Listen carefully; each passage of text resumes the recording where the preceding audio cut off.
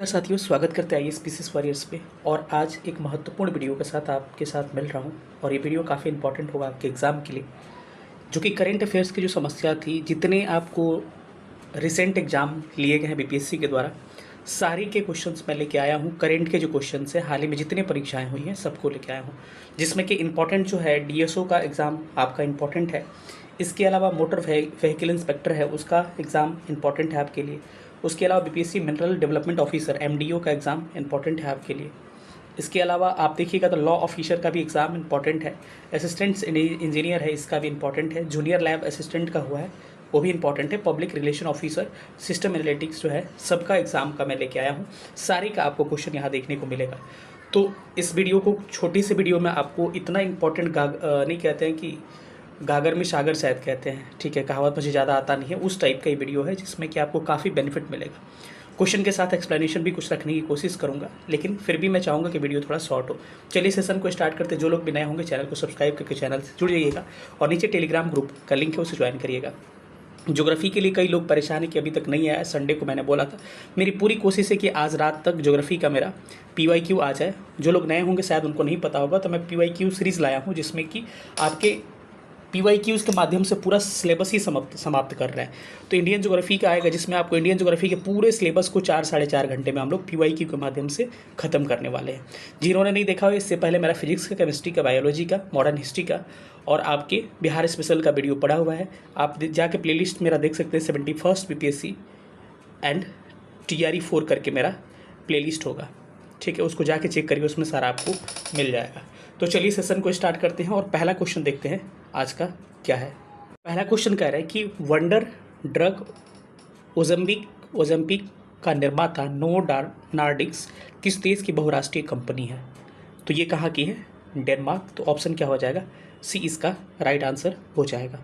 अगला प्रश्न है कि संयुक्त सैन्य अभ्यास सदा तंसिक भारत और निम्नलिखित में से किस देश के बीच में हुआ है? तो ये भारत और सऊदी अरब के बीच में हुआ, तो ऑप्शन डी करेक्ट हो जाएगा। अगला सवाल होगा कि भारत क्यों मायने रखता है? इंपॉर्टेंट प्रश्न है, ध्यान रखिएगा। वाई भारत मैटर इसका है। ये पुस्तक जो है किसने लिखा है? तो इस पुस्तक के लेखक हमारे विदेश मंत्री, फॉरेन मिनिस्टर एस जयशंकर है। तो ऑप्शन क्या होगा? इसका बी बिल्कुल करेक्ट हो जाएगा। अगला प्रश्न है कि निम्नलिखित में से कौन सा देश क्वाड का सदस्य नहीं है? क्वाड मेंबर भले पुराना ये हमारा संगठन है, ऑर्गेनाइजेशन है, लेकिन इससे लगातार सवाल पूछ रहा है, क्योंकि भारत के लिए क्या है, क्वाड काफ़ी इंपॉर्टेंट है। तो क्वाड की मेंबर की बात करिएगा तो भारत क्वाड का मेंबर इंडिया है, ऑस्ट्रेलिया है, जापान है और आपका USA है। टोटल 4 मेंबर क्वाड के हैं। तो उस हिसाब से यहाँ देखिएगा तो यूनाइटेड किंगडम जो होगा, ऑप्शन बी नहीं होगा। अगले प्रश्न पर चलते हैं। अगला प्रश्न है कि भारतीय राज्य त्रिपुरा को बांग्लादेश से जोड़ने वाला पुल मैत्री सेतु किस नदी पर बनाया गया है? तो इस पुल को बनाया गया किस पे? फेनी पे बनाया गया। तो ऑप्शन क्या होगा? ए करेक्ट हो जाएगा। अगला प्रश्न आपको दिख रहा होगा, सिंधु जल संधि 1960 के निम्नलिखित में से कौन सा कथन सही है? देखिए ये काफ़ी इंपॉर्टेंट है। ये चूँकि आपको लगेगा ज्योग्राफी का है, ज्योग्राफी के में भी मैंने इसका डिस्कशन किया है, लेकिन ये चूँकि चर्चा में रहा था, भारत का जो पाकिस्तान का आतंकी हमला हुआ था जो भारत पर, उसके कारण ये चर्चा में रहा था, ठीक है। तो ये 19 सितंबर 1960 को हुआ था, जिसमें पश्चिम की 3 नदियां जो है, सिंधु, झेलम, चेनाब की पानी भारत, पाकिस्तान 80% इस पानी का यूज़ करेगा, और पूर्व की जो 3 नदियाँ, बाकी 80% पाकिस्तान करेगा, तो इसका 20% भारत करेगा। और पूर्व की 3 नदियाँ यानी कि सिंधु, झेलम, चेनाब हो गया, रावी, व्यास, सतलज कि 80% जल का प्रयोग भारत करेगा और 20% का पाकिस्तान करेगा। ज्योग्राफी में मैंने इसको डिटेल में पढ़ा है, आप मैप में क्लियर कर सकते हैं, वीडियो जब अपलोड होगा। ये संधि जो हुआ था कि पाकिस्तान के जो राष्ट्रपति था, जिसका नाम था अयूब खां, यह हस्ताक्षर उसके बीच में और भारत के प्रधानमंत्री जवाहरलाल नेहरू के बीच में हुआ था, ठीक है। तो इसको थोड़ा सा ध्यान रखिएगा। इस हिसाब से स्टेटमेंट अगर पढ़ते हैं तो यह संधि जवाहरलाल नेहरू और फील्ड मार्शल याकूब खां के बीच लाहौर में हस्ताक्षरित किया। देखिए फील्ड मार्शल ये नहीं था, तो ये स्टेटमेंट पहले ही गलत हो गया। इस संधि ने भारत को चिनाब संधि, झेलम विद्युत परियोजना की अनुमति दी, ये भी सही है। अस्थायी सिंधु आयोग में भारत और पाकिस्तान से एक आयुक्त होंगे, ये भी सही है। उस हिसाब से इसको देखा जाए तो 2 और 3 कथन क्या होगा? सही होगा। तो ऑप्शन क्या होगा? सी क्या होगा? बिल्कुल करेक्ट हो जाएगा। अगले प्रश्न पर चलते हैं। अगला प्रश्न कह रहा है कि निम्नलिखित में से एल रूट सर्वर प्राप्त करने वाला भारत का पहला राज्य कौन बन चुका है? तो इसका करेक्ट आंसर क्या हो जाएगा? करेक्ट आंसर हो जाएगा राजस्थान इज राइट आंसर। ठीक है, अगले प्रश्न पर चलते हैं। अगला प्रश्न कह रहा है कि 2024 में नाइजर के साथ साथ किन अन्य देशों ने पश्चिमी अफ्रीकी राज्यों के आर्थिक समुदाय इकोवास से अपनी वापसी की घोषणा की है? तो अगर इसको वापसी की घोषणा की बात किया जाए तो इसका राइट आंसर आपका हो जाएगा, इसमें आपको माली और बुर्किना फासो, यानी कि आपका 3 और 4 हो जाएगा। तो ऑप्शन ए क्या होगा? बिल्कुल सही उत्तर हो जाएगा। अगले प्रश्न पर चलता है। अगला प्रश्न कह रहा है कि निम्नलिखित में से कौन सा देश यूक्रेन के साथ अपनी सीमाएं साझा करता है? तो यूक्रेन का जब मैप देखिएगा, चूंकि चर्चा में है इसीलिए बाउंड्रीज वाला क्वेश्चन है, तो मालदोवा भी होगा, बेलारूस भी होगा, रोमानिया भी होगा, स्लोवाकिया भी होगा। उस हिसाब से ऑप्शन क्या होगा इसका? बी बिल्कुल करेक्ट हो जाएगा। अगले प्रश्न पर आते हैं। कह रहे हैं कि फ्रेंच ओपन 2025 में महिला एकल का खिताब किसने जीता है? तो फ्रेंच ओपन जो 2025 हुआ है उसमें महिला विजेता जो रही है कोको गॉफ रही हैं, और इन्होंने किसको हराकर जीता है? तो आर्यन सबलंका को हराकर जीता है। उसी हिसाब से फ्रेंच ओपन अगर पुरुष विजेता की बात किया जाए तो कार्लोस अल्कराज, किसने? कार्लोस अल्कराज विजेता रहे हैं। वहीं ऑस्ट्रेलियन ओपन की बात किया जाए तो पुरुष विजेता जेनिक सिनर रहे हैं और महिला विजेता मैडिसन कीज रही हैं। वहीं अगर विंबलडन की बात किया जाए तो पुरुष विजेता जो है जेनिक सिनर रहे हैं और महिला जो है ईगा स्वितेक रहे हैं पोलैंड के। वहीं यूएस ओपन की बात किया जाए तो पुरुष विजेता जेनिक सिनर रहे हैं और महिला विजेता बेलारूस की आर्यन सबलंका रही है। ठीक है, तो इस हिसाब से जो भी प्रश्न पूछा जाएगा इसका ऑप्शन क्या होगा? बी करेक्ट हो जाएगा।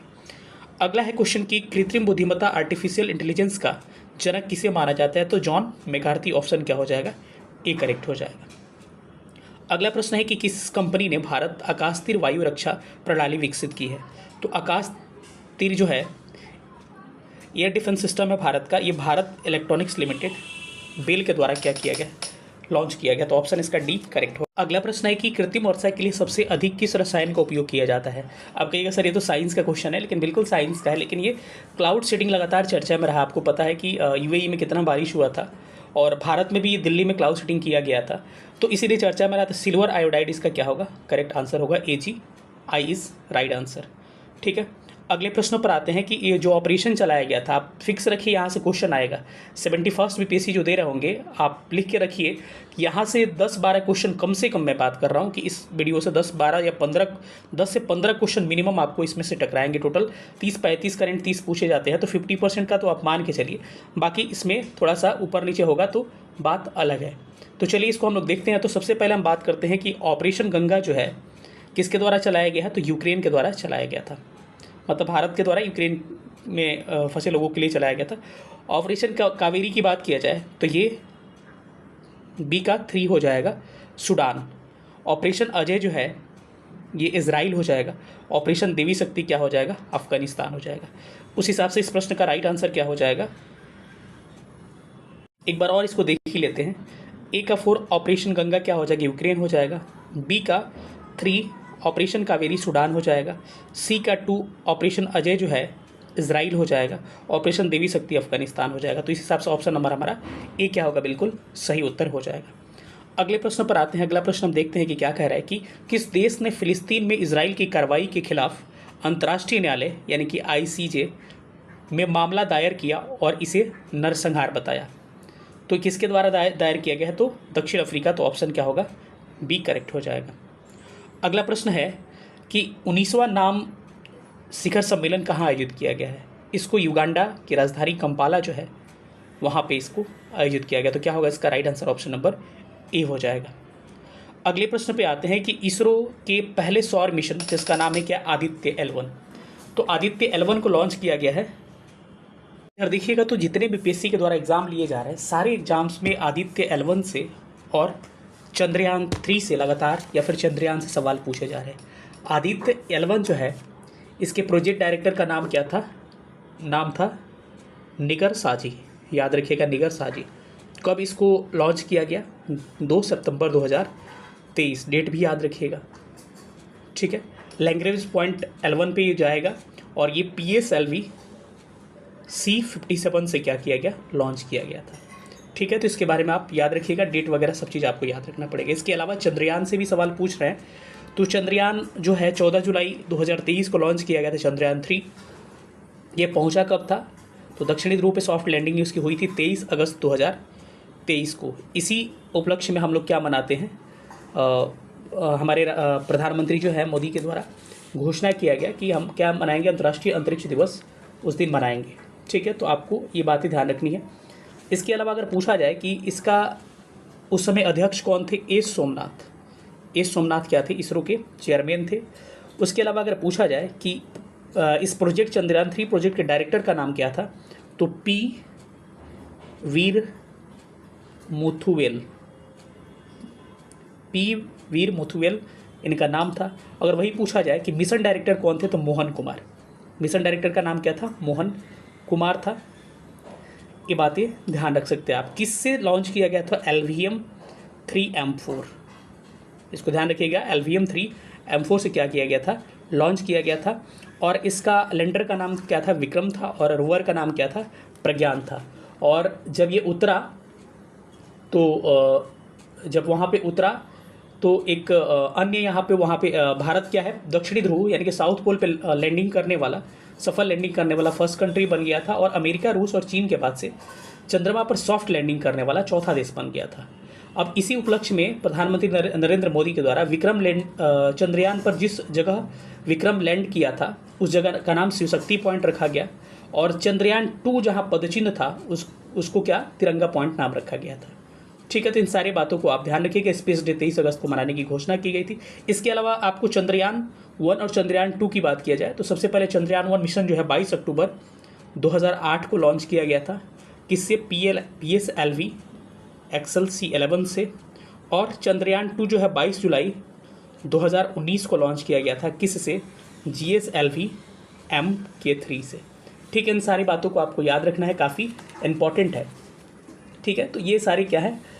इसके अलावा आपसे पूछा जाएगा कि हाल ही में प्रधानमंत्री ने क्रू अंतरिक्ष मिशन के लिए गगनयान मिशन में 4 यात्रियों को चुना था। उस 4 यात्री में वहीं शुभांशु शुक्ला थे, अजित कृष्णन थे, अंगद प्रताप थे, प्रशांत बालकृष्णन थे। तो इस प्रश्न का आंसर क्या होगा, आदित्य L1 डी करेक्ट होगा। अगले प्रश्न पर आते हैं कि भारत के शुभांशु शुक्ला के साथ साथ किन अन्य देशों के अंतरिक्ष यात्री 2025 में अंतर्राष्ट्रीय अंतरिक्ष स्टेशन जाने वाले एक्सियोम मिशन के हिस्से थे। तो इसका क्या हो जाएगा, एक तो आपके संयुक्त राज्य अमेरिका के थे, 4 देशों से चुना गया था। संयुक्त राज्य अमेरिका से एक थे, टोटल 4 लोग थे, जिसमें आप शुभांशु शुक्ला भी थे। एक आपके पोलैंड से भी थे, ठीक है, और एक हंगरी से भी थे, लेकिन नॉर्वे से कोई नहीं था। तो क्या हो जाएगा, 1 3 4 हो जाएगा, और एक भारत से थे। टोटल कितना हो जाएगा, 4 लोग हो जाएगा। तो ऑप्शन क्या होगा इसका, ए क्या हो जाएगा, करेक्ट आंसर हो जाएगा। अगले प्रश्न पर आते हैं। तो कह रहे हैं कि दिसंबर 2024 में किसे हराकर डी गुकेश सबसे कम उम्र के विश्व शतरंज चैंपियन बने। तो डिंग लेरिन को हरा के ये चैंपियन बने थे। सबसे अधिक प्लेटफॉर्म वाला स्टेशन में है, क्या हो जाएगा, हावड़ा स्टेशन हो जाएगा, जिसके टोटल 23 प्लेटफॉर्म हो जाएंगे। अगले प्रश्न पर आते हैं। अगला प्रश्न क्या कह रहा है, अगला प्रश्न कह रहा है कि प्रश्न है कि डिजिटल व्यक्तिगत डेटा संरक्षण 2023 निम्नलिखित में से प्रदान नहीं करता है। तो इसमें क्या प्रदान नहीं करता है, सहमति आधारित डेटा उपयोग प्रदान करता है, डेटा प्रिंसिपल का अधिकार प्रदान करता है, डेटा संरक्षण बोर्ड प्रदान करता है, डेटा पोर्टेबिलिटी का अधिकार प्राप्त नहीं प्रदान नहीं करता है। अगले प्रश्न पर हम लोग चलते हैं। अगला प्रश्न क्या कह रहा है, अगला प्रश्न है कि ब्रिक्स राष्ट्रों के बीच डॉलरीकरण का अर्थ क्या है। तो इसका अर्थ क्या है, व्यापार में अमेरिकी डॉलर से बचना। ठीक है, तो क्या होगा, सी करेक्ट आंसर होगा। अगला प्रश्न है कि G20 शिखर सम्मेलन 2023 के आयोजन में भारत की प्रमुख उपलब्धि थी। चूँकि भारत का मेज़बान था इस समय, और इसकी प्रमुख उपलब्धि क्या थी, तो अफ्रीकी जो संघ था इसमें अस्थायी सदस्य बना था, यही उपलब्धि थी। ठीक है, अगले प्रश्न में आते हैं। I2U2 भारत इंडिया, आई का मतलब हो गया इंडिया इजराइल, U2 का मतलब हो गया UAE USA, मुख्य रूप से किस पर केंद्रित है। तो I2U2 जो था एक अब्राहम क्वाड के संबंधित इजराइल और UAE के बीच में समझौता हुआ था, और इसमें किससे रिलेटेड था ये, तो आर्थिक विकास, इकोनॉमिक डेवलपमेंट से रिलेटेड था। अगला प्रश्न है कि कौन सा देश क्वाड का समूह का सदस्य नहीं है। अभी हमने बात किया, इस ऑप्शंस में देखिएगा तो रूस नहीं है, बाकी सारे देश हैं। अगला प्रश्न है कि निम्नलिखित में से किस अधिनियम में दंड संहिता 1860 का स्थान लिया है? तो भारतीय न्याय संहिता। तो क्या हो जाएगा इसका ऑप्शन नंबर सी क्या होगा? बिल्कुल करेक्ट होगा, 2023 में आया था ये। अगले प्रश्न पर चलते हैं। अगला प्रश्न कह रहा है कि अंतर्राष्ट्रीय रामायण कॉन्क्लेव 2025 का आयोजन हुआ था। तो रामायण कॉन्क्लेव कहाँ हुआ था? तो ये कहाँ पर हुआ था? स्वामी विवेकानंद सांस्कृतिक केंद्र कोलंबो में इसका आयोजन किया गया था। तो ऑप्शन क्या होगा इसका? ए करेक्ट हो जाएगा। दूसरा प्रश्न है कि यूनेस्को द्वारा अप्रैल 2025 में विश्व स्मृति रजिस्टर में शामिल भारतीय धरोहर शामिल किए। तो श्री भगवद गीता और नाट्य शास्त्र, ऑप्शन डी इसका करेक्ट होगा। अगला प्रश्न है कि अमेरिका द्वारा फरवरी 2025 में किस अंतर्राष्ट्रीय संगठन से अपने आप को अलग कर दिया गया? तो UNHRC, United nation human right commission है, ऑप्शन ए करेक्ट हो जाएगा। अगला प्रश्न है कि रेल मंत्रालय द्वारा स्विरेल सुपर ऐप जारी किया गया है कब? 31 जनवरी 2025 को जारी किया गया था। अगला प्रश्न है कि निम्नलिखित देशों में से किसने दिसंबर 2024 को मृत्युदंड की सज़ा को समाप्त कर दिया? तो मृत्युदंड की सज़ा को दिसंबर 2024 को जिम्बाब्वे ने समाप्त कर दिया था। तो ऑप्शन क्या होगा? सी करेक्ट आंसर हो जाएगा। अगला प्रश्न है कि भारत के किस राज्य में सोने के विशाल भंडार पाए गए हैं? तो हाल ही में भारत के उड़ीसा राज्य में सोने के विशाल भंडार पाए गए हैं। तो ऑप्शन सी करेक्ट हो जाएगा। अगला प्रश्न है कि भारतीय रिजर्व बैंक ने फेमा अधिनियम के उल्लंघन के लिए निम्नलिखित बैंकों पर मार्च 2025 में कार्रवाई की। तो फेमा जो एक्ट है 1999 में आया था, जिसका फुल फॉर्म क्या होता है? Foreign exchange management act. Foreign exchange management act होता है। और एक फेमा जो एक्ट आया था 1973 में आया था, जिसका फुल फॉर्म होता है फॉरेन एक्सचेंज रेगुलेशन एक्ट। ठीक है, तो इसके तहत सिटी बैंक और आईडीआई बैंक को क्या किया गया है? इस पर कार्रवाई किया गया है इसको उल्लंघन को लेकर। ठीक है, तो ऑप्शन क्या होगा इसका? सी करेक्ट होगा। अगले प्रश्न पर आते हैं। कह रहे हैं कि नेताजेरिम कॉरिडोर के संबंध में कौन सा कथन असत्य है? तो कह रहे हैं कि कॉरिडोर पूर्व में भूमध्य सागर व पश्चिम में इजरायली सीमा। तो ये गलत है। ठीक है, यह इजराइल और फिलिस्तीन के मध्य स्थिति का संघर्ष का क्षेत्र है, सही है। यह कॉरिडोर 6 किलोमीटर लंबा है जो गाजा पट्टी को 2 भागों में बांटता है। देखिए ट्रांसलेशन भी गलत है, तो क्या होगा? ये भी सही होगा। तो ऑप्शन क्या होगा? ए करेक्ट हो जाएगा। अगला प्रश्न है कि चैंपियंस ट्रॉफी 2025 में उपविजेता कौन रहा? तो चैंपियंस ट्रॉफी 2025 इसका आयोजन किया गया पाकिस्तान और यूएई में 19 फरवरी से लेकर 19 मार्च के बीच में। और इसमें विजेता अपना देश भारत रहा और किसको हरा के? न्यूजीलैंड को हरा के। काफ़ी रोमांचक मैच हुआ था। तो इस प्रश्न का क्या होगा? डायरेक्ट आंसर क्या होगा? सी करेक्ट हो जाएगा। ठीक है, अगला प्रश्न है कि अंतर्राष्ट्रीय बुकर पुरस्कार 2025 का विजेता पुरस्कार कन्नड़ भाषा पुस्तक हार्टलैम्प से संबंधित है। हार्टलैम्प जो है ये किसको मिला है अंतर्राष्ट्रीय बुकर प्राइज? तो इंपॉर्टेंट प्रश्न है, क्योंकि अंतर्राष्ट्रीय बुकर पुरस्कार जो है बानो मुश्ताक को मिला है। और बानो मुश्ताक कहाँ के? भारत से संबंधित है। और ये कन्नड़ क्या है? कन्नड़ भाषा के लेखक हैं। और इसका अनुवाद किसने किया था? तो दीपा भस्ती नाम था इनका, दीपा भस्ती नाम था। ठीक है, इसके पहले का 2024 का किसको मिला था? जेनी एपर्निक को मिला था, जो जर्मनी के हैं। ठीक है, और इनकी कृति जो थी कैरोस के लिए मिला हुआ था। ठीक है, अगर केवल बुकर प्राइज़ पूछा जाए तो बुकर प्राइज़ किसको मिला है? समंथा हार्वे को। समंथा हार्वे को मिला है, किस लिए? ऑर्बिटल के लिए। ठीक है, तो ये सारी बातें आप याद रखिएगा, इंपॉर्टेंट है आपके एग्जाम के लिए। सरस्वती सम्मान की बात किया जाए तो महामहोपाध्याय साधु भद्रेश दास को मिला हुआ है उनकी कृति स्वामी नारायण सिद्धांत सुधा के लिए। तो इंपॉर्टेंट प्रश्न है सरस्वती सम्मान 34वां नंबर का, याद रखिएगा। इसके अलावा अगर पूछा जाए व्यास सम्मान 34वां किसको मिला है? तो सूर्यबाला को मिला हुआ है। किसको मिला है? सूर्यबाला को मिला हुआ है। और किस चीज़ के लिए मिला हुआ है? तो इनका कृति है कौन देश को वासी वेणु की डायरी, इसके लिए मिला हुआ है। अगर ज्ञानपीठ पुरस्कार 58वां की बात किया जाए तो इससे पहले तो मिला था ज्ञानपीठ पुरस्कार 58 नंबर का गुलजार को मिला था, और जगत गुरु जो है रामभद्राचार्य को 58 नंबर का मिला था। लेकिन नया सबसे है क्या? 59वां है। और 59वां किसको मिला हुआ है? तो ये मिला है विनोद कुमार शुक्ला को। किसको? विनोद कुमार शुक्ला को मिला हुआ है। और किस चीज़ के लिए मिला हुआ है? मतलब किस चीज़ के लिए नहीं, ये समझिए कि ये छत्तीसगढ़ के प्रथम लेखक है जिनको ये सम्मान मिला हुआ है। ठीक है, तो ये सारी चीज़ें याद रखिए कि इंपॉर्टेंट है आपके एग्जाम के लिए, पूछा जा सकता है। तो इसका राइट आंसर क्या होगा? बानो मुश्ताक, ऑप्शन डी क्या होगा? करेक्ट आंसर हो जाएगा। अगला प्रश्न है कि चालू वर्ष में किस भारतीय राज्य के उद्यमी ने 56 लाभ स्मृति चिन्हों को प्रदर्शित करते हुए मोदी मोमेंटम संग्रहालय की स्थापना की? तो क्या हो जाएगा? बिहार इसका क्या हो जाएगा? करेक्ट आंसर हो जाएगा। अगला प्रश्न है, मई 2025 में किस भारतीय राज्य ने अपनी अंतर्राष्ट्रीय क्रेता विक्रेता बैठक मेजबानी की? देखिए, कहीं पे भी अगर बीपीएससी का एग्जाम है और बिहार अगर ज़्यादा ऑप्शन में है ना, अगर कुछ समझ में नहीं आ रहा है तो वहाँ से तुक्का बिहार पे आप चल सकते हैं। इसका राइट आंसर क्या हो जाएगा? बिहार हो जाएगा। ठीक है। वित्तीय वर्ष 2024-25 में प्रधानमंत्री सूक्ष्म खाद्य प्रसंस्करण उद्यम औपचारिकरण, जिसका फुल फॉर्म होता है PMFME योजना के कार्यान्वयन में कौन सा राज्य टॉप पे है? तो ये बिहार ही टॉप पे था। देखिए, आप कॉमन सेंस लगाइए। अगला प्रश्न, मई 2025 में बिहार के नालंदा विश्वविद्यालय में कुलपति का पद संभालने वाले श्री सचिन चतुर्वेदी जो है किस क्षेत्र से संबंधित है? तो ये अर्थशास्त्र से संबंधित है। ठीक है। एक प्रश्न और आपको काफ़ी करंट में चर्चा में रहा है, पूछा जा सकता है कि बिहार जो खेल विश्वविद्यालय है उसके पहले कुलपति कौन बने हैं? शिशिर कुमार सिन्हा। शिशिर कुमार सिन्हा बने हैं, याद रखिएगा। ये प्रश्न इंपॉर्टेंट है आपके एग्जाम के लिए। अगले प्रश्न पर आते हैं। अगला प्रश्न कह रहा है कि हाल ही में किस राज्य सरकार ने हीट वेव्स, सन स्ट्रोक्स और सनबर्न्स को राज्य असामान्य आपदा घोषित किया? वही गर्मी के दिनों की बात कर रहा है। तो इससे पहले देखिए, तमिलनाडु के द्वारा किया जा चुका है और इसके बाद से किसके द्वारा किया गया है? आपके तेलंगाना के द्वारा किया है। तो ऑप्शन क्या होगा इसका? डी राइट आंसर हो जाएगा। अगला प्रश्न है कि वर्ष 2025 में किस वित्तीय संस्थान ने अपनी स्थापना का 90वां वर्ष मनाया? आपको पता है कि आरबीआई की स्थापना जो है 1 अप्रैल 1935 को हुई थी और 90वां स्थापना दिवस इसका मनाया गया था। तो क्या होगा आपका? Reserve bank of India. क्या हो जाएगा? बी करेक्ट होगा।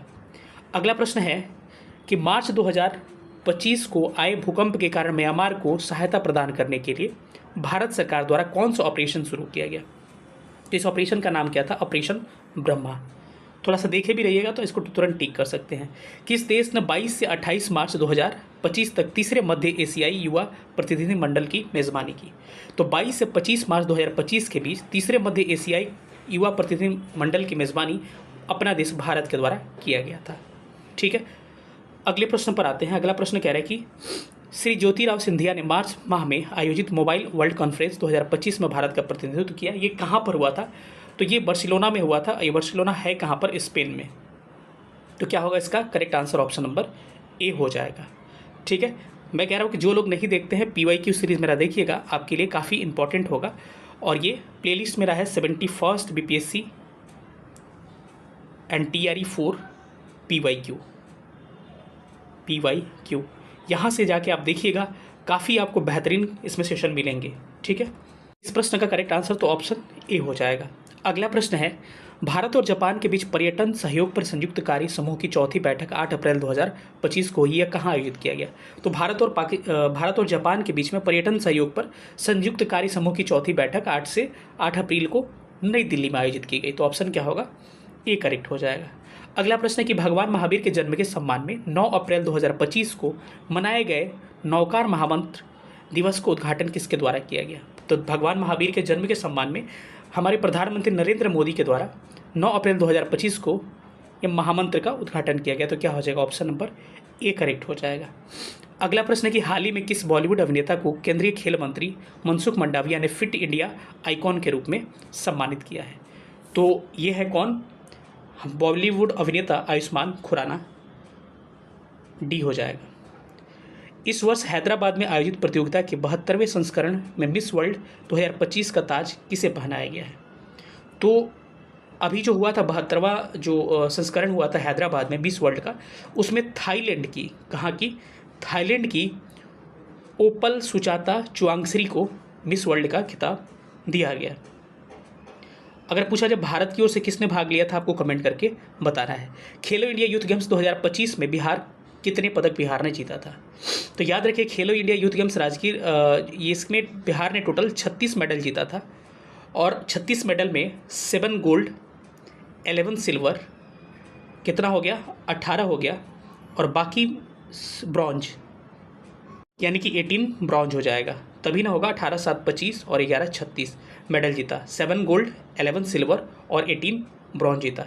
अगर पूछा जाए कि कितना भारत का रैंक रहा बिहार का, तो 15th रैंक रहा। और इसमें टॉप स्टेट कौन था? महाराष्ट्र था। और महाराष्ट्र को कितने मेडल मिले हैं? टोटल 158 मेडल महाराष्ट्र को मिले थे। तो इस हिसाब से ऑप्शन नंबर सी क्या होगा? बिल्कुल करेक्ट हो जाएगा। अगला प्रश्न है कि हाल ही में कौशल विकास एवं उद्यमिता मंत्रालय ने किसके साथ मिलकर महिलाओं के लिए एआई करियर शुरू किया है? तो ये किसके साथ? तो कौशल विकास उद्यमिता मंत्रालय ने माइक्रोसॉफ्ट के साथ मिलकर महिलाओं के लिए एआई करियर की शुरुआत की है। तो ऑप्शन डी करेक्ट हो जाएगा। अगला प्रश्न है कि प्रधानमंत्री किसान सम्मान निधि एक केंद्रीय क्षेत्र की योजना है जिसका 100% वित्त पोषण भारत सरकार के द्वारा किया जाता है। सही है। इस योजना के तहत सभी भूमिधारक किसान परिवारों को 3 सम्मान किस्तों में प्रतिवर्ष 6,000 रुपये सहायता प्रदान की जाएगी। तो कथन भी सही है और इसका स्पष्टीकरण तो सही है। ठीक है, तो इसका ए ऑप्शन में था, या ऑप्शन नहीं है कि इसका स्पष्टीकरण भी है और कथन भी सही है। ठीक है, अगले प्रश्न पर आते हैं। अगला प्रश्न कुछ स्कीम्स दिए गए हैं और स्कीम को आपको क्या करना है, सुमेलित करना है। इस हिसाब से अगर देखिएगा तो सबसे पहले आप प्रधानमंत्री जनधन योजना जो है इसका शुरुआत 28 अगस्त 2014 को किया गया था। उसके बाद से सुकन्या समृद्धि योजना की शुरुआत 21 जनवरी 2015 को किया गया था। उसके बाद प्रधानमंत्री मुद्रा योजना की शुरुआत 8 अप्रैल 2015 को किया गया था। स्टैंड अप इंडिया की शुरुआत आपको 5 अप्रैल 2016 को किया गया था। इस हिसाब से इसका ऑप्शन नंबर बी क्या होगा, करेक्ट हो जाएगा। अगला प्रश्न है कि विश्व में सीमेंट उत्पादन में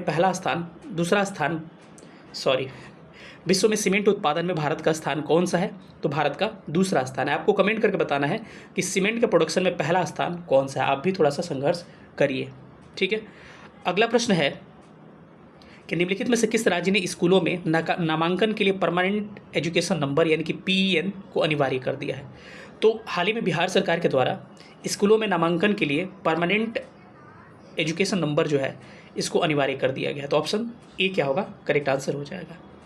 अगला प्रश्न है कि फरवरी 2025 में गूगल कंपनी भारत के बेंगलोर शहर में अपना सबसे बड़ा कैंपस किस नाम से खोलेगा? तो किस नाम से खोलेगा? इसका नाम है अनंत राइट आंसर हो जाएगा। अगला प्रश्न है कि देश के पहले बाल कैंसर अस्पताल की स्थापना कहाँ की गई है? तो बिहार के फुलवारी शरीफ वही। ऑप्शन क्या हो जाएगा, ए करेक्ट हो जाएगा, पटना के फुलवारी शरीफ में। अगला प्रश्न है कि बिहार के लिए कला के क्षेत्र में 2025 में श्रीमती सरदा सिन्हा को किस पुरस्कार से सम्मानित किया गया है? तो इनको क्या मिला हुआ है, पद्म विभूषण से सम्मानित किया गया है। तो राइट आंसर क्या हो जाएगा, सी करेक्ट होगा। तो ये पुरस्कार पद्म विभूषण मिला किसको, शारदा सिन्हा को। टोटल 139 लोगों को पद्म पुरस्कार दिया गया, जिसमें 7 लोगों को पद्म विभूषण, 19 लोगों को पद्म भूषण और 113 लोगों को पद्म श्री से सम्मानित किया गया। इन 7 लोगों का नाम आप एक बार सुन सकते हैं जिनको पद्म विभूषण से सम्मानित किया गया है। श्री वदूर नागेश्वर रेड्डी हैं, न्यायमूर्ति श्री जगदीश सिंह खेहर हैं, श्रीमती कुमुदिनी रजनीकांत लखिया हैं, श्री लक्ष्मी नारायण सुब्रमण्यम हैं, श्री MT वासुदेव नायर हैं, श्री ओसामू सुजुकू हैं, श्रीमती शारदा सिन्हा है। अगर बात करें बिहार से, तो बिहार को एक टोटल 7 लोगों को मिला है पद्म पुरस्कार, जिसमें एक को शारदा सिन्हा को पद्म विभूषण से, सुशील कुमार मोदी को पद्म भूषण से, तो 2 लोग हो गए, और 5 लोगों को पद्म श्री से सम्मानित किया गया। टोटल कितने हो गए, 7 लोग हो गए। अब बात करते हैं कि शारदा सिन्हा किस जिले से रहने वाली हैं बिहार के। शारदा सिन्हा सुपौल से संबंधित थी, सुपौल डिस्ट्रिक्ट बिहार। सी तो करेक्ट हो गया। अगला प्रश्न पे आते हैं कि ऑपरेशन डेविल हंट का संबंध का कथन सत्य है या बांग्लादेश के अंतरिम यूनूस सरकार द्वारा शुरू किया? सही है। 8 फरवरी 2025 को स्टार्ट किया गया था? सही है। यह ऑपरेशन शेख हसीना के समर्थकों की तलाश में है? सही है। सारे स्टेटमेंट क्या है इसमें सही होंगे, डी राइट हो जाएगा। अगला प्रश्न है कि ICC चैंपियंस ट्रॉफी 2025 में मैन ऑफ द सीरीज किसको दिया गया? देखिए, एक प्रश्न जहाँ से पूछा जा रहा है उस प्रश्न को या तो रिपीट कर रहा है या उसी टॉपिक से पूछ रहा है। ठीक है, तो हमने कहा कि ICC चैंपियंस ट्रॉफी भारत जीता था न्यूजीलैंड को हरा के, और इसको अब पूछ रहा है कि मैन ऑफ द सीरीज किसको मिला है? तो सचिन रविंद्रन को मिला था। तो ऑप्शन क्या होगा, सी करेक्ट हो जाएगा। अगला प्रश्न है कि ICC चैंपियंस ट्रॉफी में सेम प्रश्न आ गया। अगला प्रश्न है कि wisdom cricketers of the year world 2025 से संबंधित कौन है? तो जसप्रीत बुमराह और स्मृति मंदाना। क्या हो जाएगा, ऑप्शन ए करेक्ट हो जाएगा। अगला प्रश्न है कि 11वीं ब्रिक्स पर्यावरण मंत्रियों की बैठक 3 अप्रैल 2025 को आयोजित की गई। कहाँ पर आयोजित की गई? ब्राज़ील के ब्रासीलिया में। तो क्या होगा, ऑप्शन सी इसका करेक्ट हो जाएगा। अगला प्रश्न है कि खिंचाव और मीनार रामसर आर्द्रभूमि क्षेत्र निम्नलिखित में से भारत के किस राज्य में से संबंधित है? तो 2 रामसर साइट राजस्थान के शामिल किए गए, जिसमें रामसर साइट्स की संख्या भारत में 91 हो गई। तो ये राजस्थान के हैं मेनार और खिचान, ठीक है, 91 हो गए। बिहार में रामसर साइट्स 3 है, एक कांवर झील है, नागानट्टी, टोटल 3 है। अगला प्रश्न है कि ग्रोक एक है, तो ग्रोक क्या है? एक जनरेटिव एआई टूल है। ऑप्शन क्या होगा? सी करेक्ट हो जाएगा। अगले प्रश्न पर आते हैं कि ग्लोबल डिजिटल वेलबीइंग इंडेक्स 2025 में कौन सा देश शीर्ष पे रहा है? तो इसमें अपना देश भारत शीर्ष पे रहा है। अगला प्रश्न है कि पुरुषों के एशिया कप 2025 की मेजबानी कौन सा भारतीय राज्य कर रहा है? देखिए फिर से वही प्रश्न, उसी टाइप का प्रश्न आ गया। एशिया कप के बारे में बात कर रहा है, तो बिहार हो जाएगा। क्या हो जाएगा? डी करेक्ट आंसर हो जाएगा। एस्काल्प मिसाइल को किसने संयुक्त रूप से विकसित किया? तो ये एस्काल्प मिसाइल जो है यूके और फ्रांस के द्वारा संयुक्त रूप से विकसित किया गया है। सरकार द्वारा खाद्य भंडारण डिपो की वास्तविकता समय में निगरानी करने के लिए शुरू किए गए नए पोर्टल का नाम क्या है? तो खाद्य भंडारण के एक पोर्टल डिपो पोर्टल शुरू किया गया था। तो ऑप्शन क्या होगा इसका? सी बिल्कुल करेक्ट हो जाएगा। अगला प्रश्न है कि हाल ही में किस मंत्रालय ने नई दिल्ली में हरित योग कार्यक्रम शुरू किया? तो हरित योग कार्यक्रम शुरू किया गया किस मंत्रालय के द्वारा? तो आयुष मंत्रालय। ऑप्शन क्या होगा इसका? सी करेक्ट हो जाएगा। अगला प्रश्न है कि परमाणु हथियारों के विरोध में संधि TPNW वर्ष 2021 में की गई। तो ऑप्शन बी करेक्ट हो जाएगा। अगला प्रश्न है कि हाल ही में आयोजित विश्व ऑडियो विजुअल और मनोरंजन शिखर सम्मेलन वेब्स 2025 का आयोजन किस शहर में किया गया? तो इसका आयोजन किस शहर में किया गया है? तो इसका राइट आंसर हो जाएगा ऑप्शन नंबर सी, बॉम्बे हो जाएगा। अगला प्रश्न है दिसंबर 2024 में कौन से खिलाड़ी सबसे कम उम्र में विश्व शतरंज चैंपियन बना? तो डी गुकेश की बात करें, यही करेक्ट हो जाएगा। अगला प्रश्न है कि 2025 दिलीप ट्रॉफी में बिहार में जन्मे किस खिलाड़ी ने पूर्वी क्षेत्र क्रिकेट टीम का कप्तान नियुक्त किया गया? तो इनका हो जाएगा ईशान किशन। क्या होगा? करेक्ट आंसर हो जाएगा। अगला प्रश्न है कि अप्रैल 2025 में टाइगर ट्रंप अभ्यास का चौथा संस्करण भारत और किस अन्य देश की सशस्त्र सेनाओं के बीच में संयुक्त रूप से किया गया? तो टाइगर ट्रंप जो है भारत और अमेरिका से होता है, ठीक है, और जीमैक्स जो होता है जापान और भारत के बीच में होता है। तो ऑप्शन इसका बी करेक्ट हो जाएगा। अगला प्रश्न है कि 7 मई 2025 को 244 जिलों में आयोजित राष्ट्रव्यापी नागरिक सुरक्षा मॉक ड्रिल ऑपरेशन अभ्यास किस भारतीय संस्था द्वारा आयोजित किया गया? आपको पता होगा शाम को लाइट बंद करने की बात चली थी जब इंडिया पाकिस्तान का कन्फ्लिक्ट था। डिस्ट्रिक्ट भी याद रखिए 244 जिला, और किस मिनिस्ट्री के द्वारा? तो होम मिनिस्ट्री। सी करेक्ट होगा। श्रीलंका की विधायी राजधानी का नाम क्या है? तो श्रीलंका की जो विधायी राजधानी है उसका नाम क्या हो जाएगा? उसका नाम होगा ऑप्शन नंबर सी हो जाएगा, श्री जयवर्धनपुरे कोटे। अगले प्रश्न पर आते हैं। अगला प्रश्न कह रहा है कि इसरो द्वारा विकसित उस महिला मानव रूपी रोबोट का नाम क्या है जिसे 2024 में गगनयान मानव युक्त मिशन के लिए अग्रदूत के रूप में परीक्षण किया गया? तो क्या नाम है इसका? व्योमित्र। ऑप्शन सी करेक्ट होगा। अगला प्रश्न है कि निम्नलिखित में से किस राज्य का एक अभियान प्यार का पौधा जिसके अंतर्गत लोगों से अनुरोध किया गया कि कटे हुए फूलों की बजाय जीवित पौधों के उपहार में दिया जाए? बिहार के, ठीक है, करेक्ट सी होगा। प्लाज्मा अनुसंधान के लिए भारत में विकसित टोकामेक रिएक्टर का नाम निम्नलिखित में से कौन सा है? तो इस रिएक्टर का नाम आदित्य है। डी करेक्ट होगा। अगला प्रश्न है किस संगठन ने भारत की पहली फ्रेंचाइजी आधारित शूटिंग लीग ऑफ इंडिया शुरू करने की घोषणा की है? तो किया गया भारतीय राष्ट्रीय राइफल संघ के द्वारा, national rifle association of India. Option B correct होगा। अगला प्रश्न है कि कथन दिया है विश्व दृश्य सर्वे एवं मनोरंजन शिखर सम्मेलन वेब्स 1 मई से 4 मई 2025 को आयोजित किया गया। तो ये तो सही है। यह आयोजन नई दिल्ली के भारत मंडपम कन्वेंशन सेंटर में हुआ है। बिल्कुल गलत है, ये बॉम्बे के जियो कन्वेंशन ट्रेंड सेंटर में हुआ है। देखिए यहाँ से फिर सवाल पूछा था, फिर किसी और एग्जाम में पूछ दिया, क्योंकि ये तो 6-7 एग्जाम का सवाल क्वेश्चन है, तो कहीं ना इधर का उधर उठा के पूछ देता है, क्योंकि लेटेस्ट करेंट है। तो इस वीडियो को 3 बार 4 बार आप देख लीजिएगा। तो एक कथन सही है लेकिन 2 गलत है। प्रश्न है कि विंबलडन 2025 पुरुष खिताब किसने जीता है? तो इसके बारे में तो हमने ऑलरेडी कई बार बात किया, जेनेक सिनर, डिटेल में मैंने एक्सप्लेन कर दिया है। अगला प्रश्न है कि कृत्रिम नेटवर्क के साथ मशीन लर्निंग को सक्षम बनाने के लिए मूलभूत खोजों आविष्कारों के लिए 2024 का भौतिकी का नोबेल प्राइज़ किसको मिला हुआ है? देखिए नोबेल प्राइज़ को हम लोग डिटेल में कर लेते हैं एक बार, भले 2024 का है लेकिन पूछा जाएगा। तो भौतिकी के क्षेत्र में किसको मिला है?